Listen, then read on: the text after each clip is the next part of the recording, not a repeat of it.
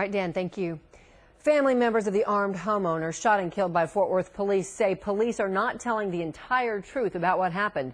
And today, Fort Worth PD did not answer any questions after giving very few details yesterday about some pretty key moments. Fox 4's Phil Alvarado is in our Fort Worth newsroom now with the investigation. Phil.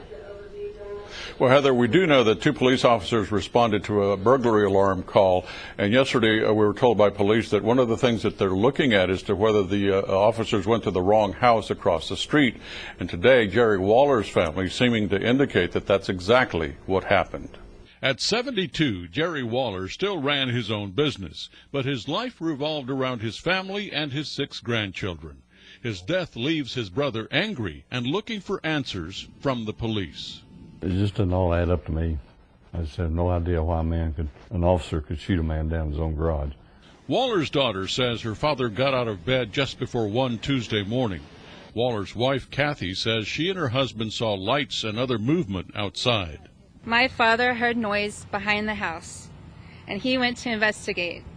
He picked up his gun for protection.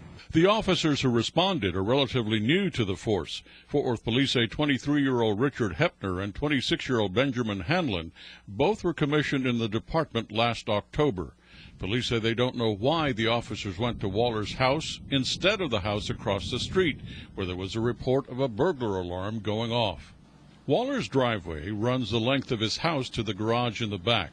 At first light, a neighbor took pictures from his backyard. They show police investigators in Waller's garage, his body laying face down. We altered that part of the photo. It's too graphic to show. Angie Waller says although no one in the family saw her father as he was shot, his body was witnessed immediately after, inside his own garage. We were disturbed by suggestions that the police may have felt threatened by a man in his own garage, faced with unknown trespassers wielding flashlights. If the family believes that police surprised Waller instead of the other way around, Jerry would never raise a gun toward a human being unless it was someone coming in the house. Police say these were uniformed officers who identify themselves as police. I have no idea how this could happen. If they said, drop your weapon, that's exactly what Jerry would have done. Police have said they will not say anything more until the investigation is complete. Without answers, the family says they have felt compelled to speak out, even as they deal with their loss. My dad was always a very happy person, and any time that I'm feeling stressed, I just think about how he could take any situation and be happy, find humor in things, and he was just such a loving father and grandfather. Now, Waller's family is saying today that perhaps the Fort Worth Police Department should do an independent investigation. Police say that at least one of the officers opened fire because the officers were fearing for their lives. The family telling us today that they believe that Waller was shot 6 times in the chest. Heather? Well, Phil, the family also says, and I'm going to use their words here, that police misrepresented the details of the incident. So what specifically are they talking about?